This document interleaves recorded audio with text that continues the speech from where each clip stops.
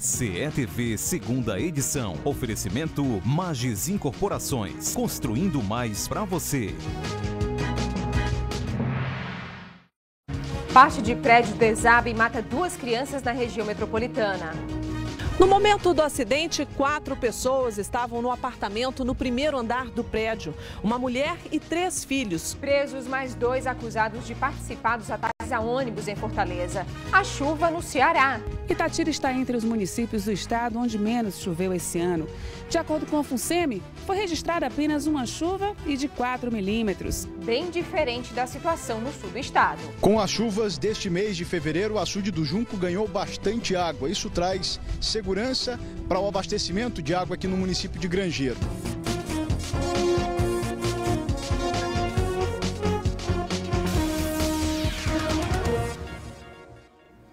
Boa noite. 2 crianças morreram hoje de manhã no desabamento de parte de um prédio na Prainha, em Aquiraz, na região metropolitana. E nós vamos para lá agora, ao vivo, com a repórter Patrícia Nilson. Patrícia, quais são as últimas informações sobre esse caso? Boa noite. Boa noite, Tereza. Boa noite a todos. Olha, as equipes do Corpo de Bombeiros e também da Defesa Civil continuam aqui no local. Eles estão fazendo um reforço no isolamento aqui da área que é considerada de alto risco, já que a estrutura do prédio está bastante abalada e corre realmente o risco de desabar. Equipes do Corpo de Bombeiros passaram praticamente o dia todo aqui fazendo vistorias no prédio, colhendo informações e também ajudando na remoção das famílias. Agora o prédio está totalmente lacrado e ninguém mais tem autorização para entrar. Nossas equipes acompanharam aí durante a tarde o trabalho, a procura por vítimas e é o que vocês vão acompanhar agora na reportagem. Eram 10h30 da manhã quando o piso do último andar do prédio de 4 pavimentos desabou. Em seguida foram atingidos outros apartamentos. Um a um os tetos foram cedendo. Nas imagens feitas por um bombeiro é possível ver como ficaram os apartamentos depois do desabamento. Este ponto era onde ficavam os dormitórios.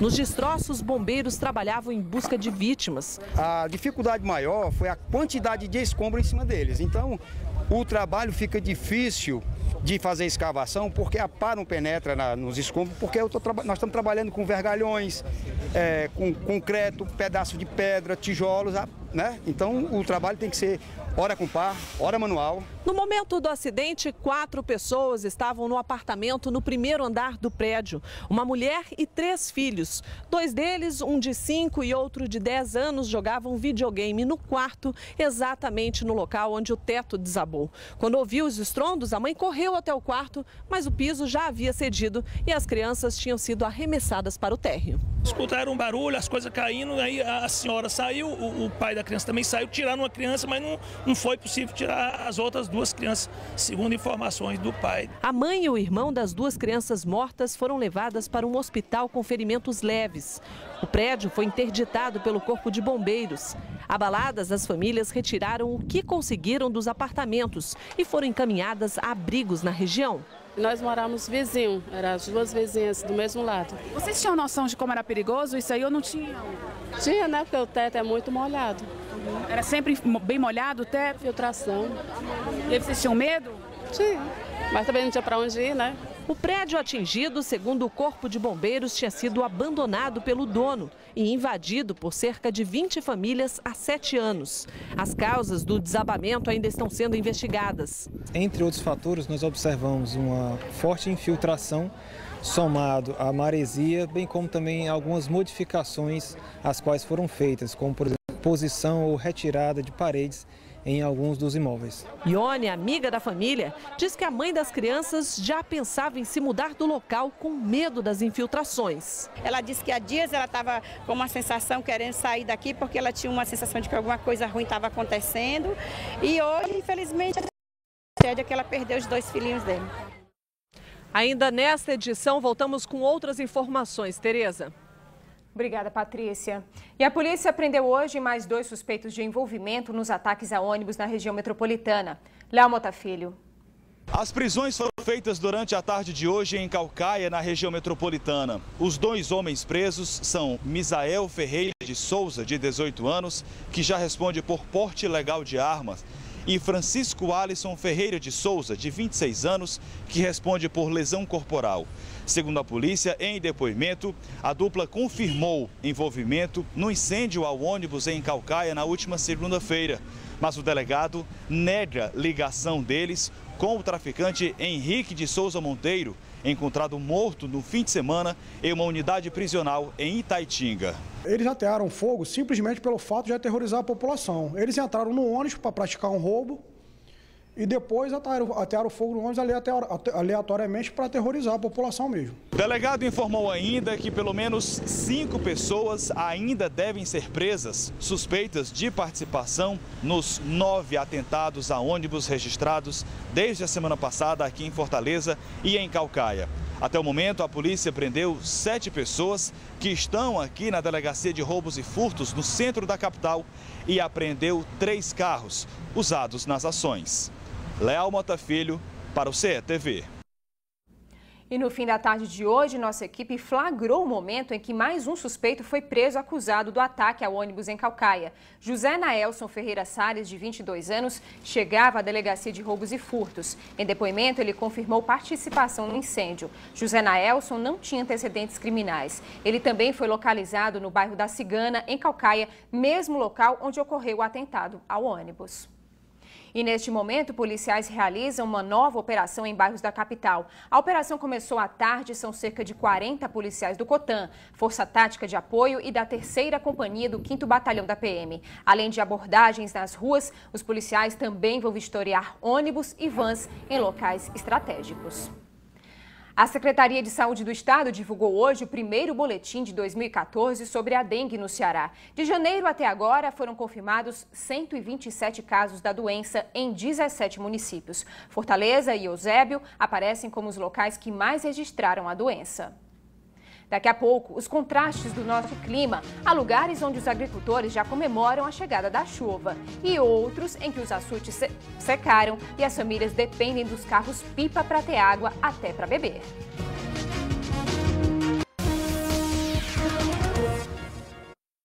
Uma operação das polícias militar e federal terminou com a apreensão de 3 carretas carregadas de cigarro contrabandeado. A apreensão aconteceu no município de Granja, no norte do estado. Segundo as investigações, os cigarros contrabandeados vieram do Suriname até a Parnaíba, no Piauí. E de lá foram transferidos para as carretas que tinham como destino Fortaleza.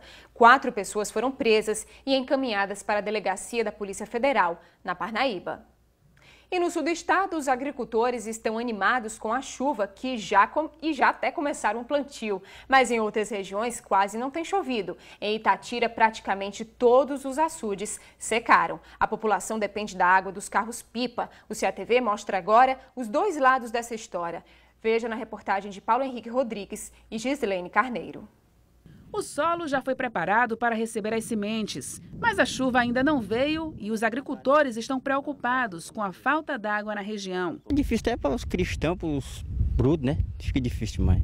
Os bichos também sofrem? Sofrem mais que os cristãos, porque não sabem procurar, né? Sem chuva não tem nada, não. Isso é coisa ruim mesmo. Os açudes estão secos há muito tempo e as cacimbas também já secaram.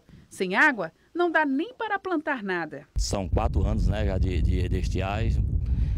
Inclusive, grande dificuldade de água, né? Os reservatórios todos estão praticamente secos, né? A terra é fértil e seu Antônio diz que só com a chuva ela vai mostrar o que é capaz de produzir.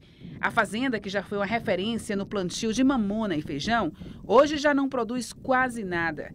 A situação não está fácil para as 16 famílias que moram aqui e nem para os bichos. As dificuldades cada dia aumentando mais. As cisternas foram construídas aqui nos distritos de Itatira para armazenar a água da chuva e reduzir os efeitos da seca. Mas, como há muito tempo não chove, essas cisternas precisam ser abastecidas pelos carros-pipa. Na casa de Dona Zulene, o pote cheio de água é a maior riqueza da família.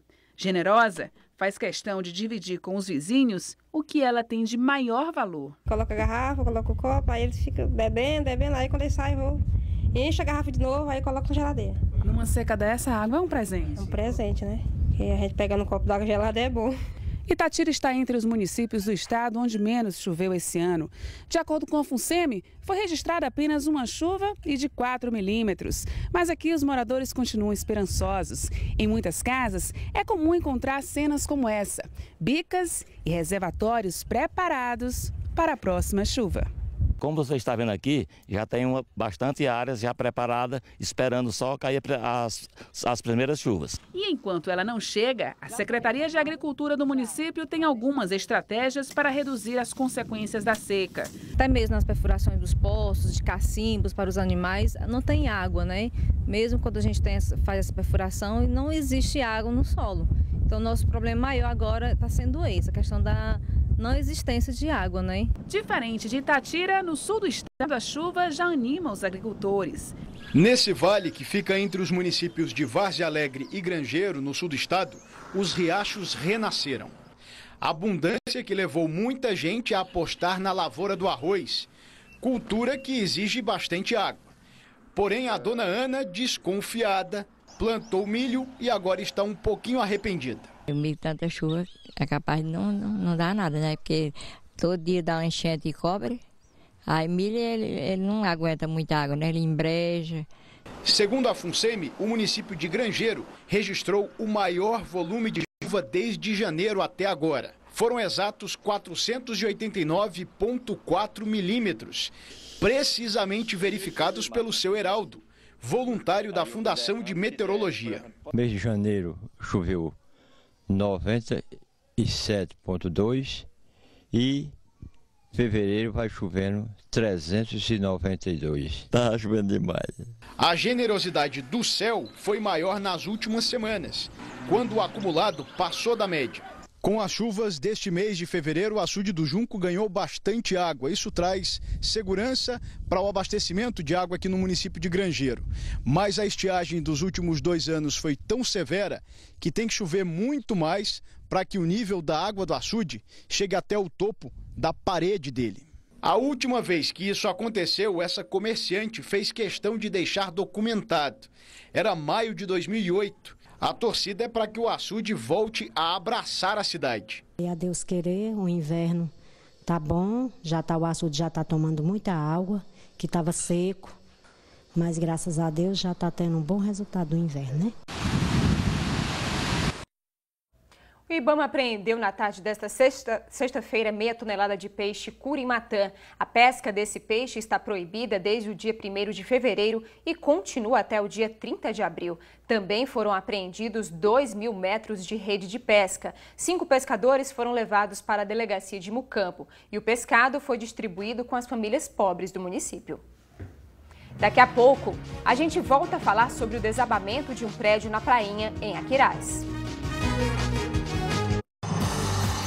Artista por natureza e tem uma bela história de superação. Você é nosso convidado para requebrar com o rei da lambada. Beto Barbosa, sou eu com você aí no Encanta Ceará. Vai ser legal.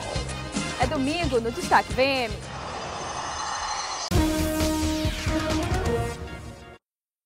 Um homem armado invadiu o Hospital da Frotinha da Parangaba na tarde de hoje. Ele atirou contra um paciente e deixou mais 3 pessoas feridas. De acordo com a polícia, o suspeito pelos disparos tinha a intenção de matar um homem que havia dado entrada no hospital com uma lesão no pescoço. Seria uma disputa entre gangues rivais. O criminoso conseguiu fugir em uma moto. A Controladoria Geral de Disciplina da Polícia Militar determinou a instauração de um processo e pediu o afastamento preventivo de 3 policiais militares. José Milton Alves Maciel Júnior, Washington Martins da Silva e Denis Bezerra Guilherme estão recolhidos no presídio militar. Eles são apontados como suspeitos da morte do pedreiro Francisco Ricardo Costa de Souza na sexta-feira passada no bairro da Maraponga. Segundo a família, Francisco Ricardo foi espancado até a morte por policiais. Logo depois, os moradores do bairro incendiaram um ônibus em protesto. O número de pessoas com sarampo cresceu no Ceará. Segundo o boletim da Secretaria de Saúde, já são 81 casos confirmados. A doença está presente em 7 municípios cearenses. A capital registra a maior quantidade de casos, 66. Os técnicos investigam outros 302 casos suspeitos. Lembrando que a campanha de vacinação continua aqui em Fortaleza, nos postos de saúde. E voltamos a falar sobre o desabamento de parte de um prédio na Prainha, em Aquiraz. Patrícia Nilsen. Bom, recebemos há pouco a informação de que os corpos dos dois irmãos vítimas dessa tragédia, o José William Souza Maciel, de 10 anos, e Pedro Souza Maciel, de 5 anos, já foram liberados do IML e nesse momento estão sendo velados aqui bem próximo de onde ocorreu esse acidente, na igreja Nossa Senhora dos Navegantes. O enterro será amanhã, no final da manhã, mas a família ainda não divulgou o local. A Prefeitura de Aquiraz decretou luto de 3 dias no município. Tereza. Assista agora, Além do Horizonte, o CETV volta amanhã, depois de Joia Rara.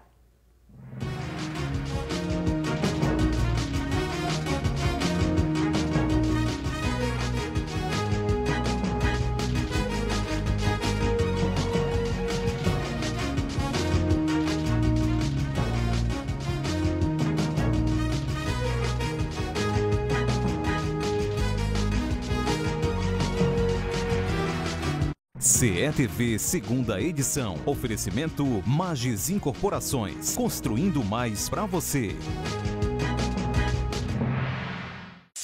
Manhã de sábado com muita ação na Verdes Mares. 8 horas, a empolgação começa com o Esquadrão de Heróis. 8h20, um avalanche de desenhos animados na TV Globinho. 10 horas, Fortaleza recebe os gigantes do NBB no Jogo das Estrelas. E meio-dia, no Se Liga, os bastidores de Valdones no Altas Horas.